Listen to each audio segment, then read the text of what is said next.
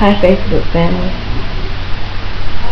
it's your girl Latoya again. Just wanted to give you guys an update on what's happening.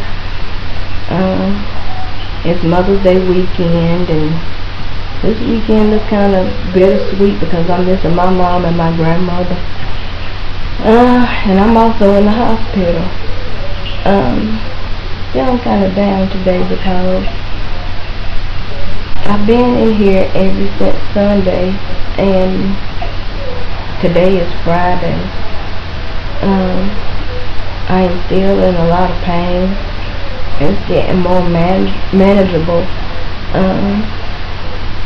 but I still been running low-grade fevers,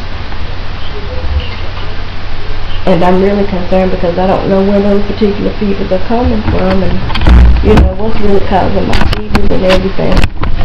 Well, my doctor came in this morning and he had my discharge papers ready. You know, when he came in, I had a temperature again. I just didn't say anything to him at the time because his mind was already made up about discharging me from the hospital today. You know, yeah, I want to go home, just like anybody would want to go home from the hospital. But I'm concerned because I'm still running a fever, and you know, normally when I come home from the hospital, normally I do still have some pain for a couple of days after I get back home, and you know, after I get back on my feet and stuff. It just takes me a little while. But I never go home running a temperature, so I'm concerned about that because back in 2004. I ended up with a staph infection that it took my doctor 6 months to figure out. That was a difficult time for me because that staph infection could have took my life. The staph infection was caused by a portacat, which is this device I have in my chest.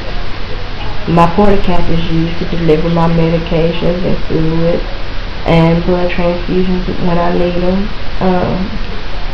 And that port had been in for 5 years. The port still worked fine, you know, so they never did check the port out to make sure that it wasn't infected or anything. But the staph infection ended up building up in my left hip joint. And because it was a staph infection, that meant that they had to take my hip joint out and leave my hip joint out for 3 months. And so that year I missed every holiday. I missed Christmas, Thanksgiving, New Year's, Easter, Mother's Day, Father's Day, my son's first day back to school, and they put that hip back in that August.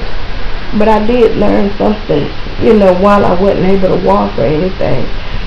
I learned not to take things for granted and not to take small things for granted, because I realized that every step that I take, it is a blessing, and it's a privilege to be able to walk and do things for yourself. And when you find yourself in a position where you have to be at the mercy of somebody else to do everything for you, it makes you look at life a whole lot differently. I don't mean to cry, but today when the doctor came in and he had his mind made up about me going home and I'm still running a fever, you know, it kind of scares me because I don't want that ever to happen to me again. I don't want that to happen to nobody that I know, you know. And it takes me away from my son. It keeps me away from my family. And you know, it's a holiday weekend. I want to be at home. I want to be at home.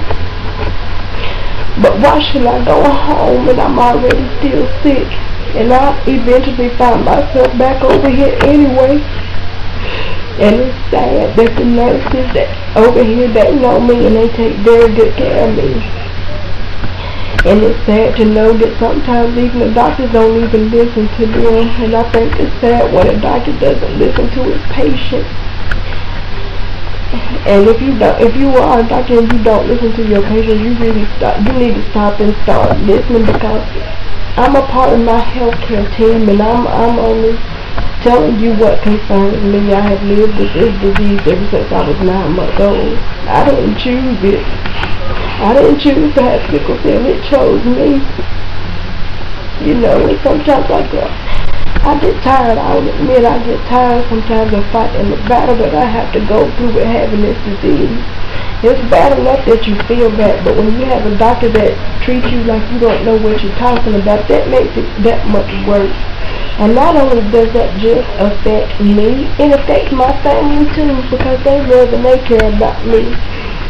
And so now I'm waiting to see if I'm going to stay in the hospital until this fever breaks, or if I'm going to go home with the fever. But I did want to let you guys know that, you know, it's not an easy road.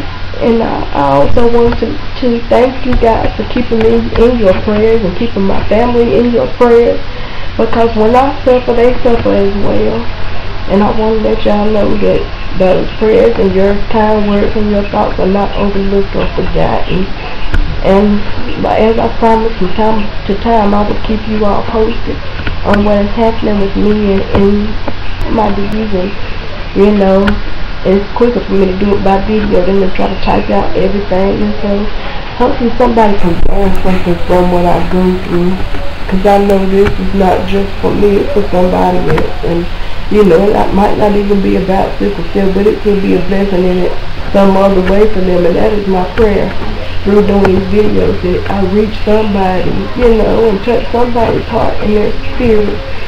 And I'm going to go for now, try to pull myself back together. I didn't mean to start crying on you guys, but, you know, sometimes it makes you emotional and you have to get it out. And so, for now, I'll be going, and I'll speak to you guys later on, and I will keep you updated on what happens with this hospital stay. I love you all, and thank you. Bye.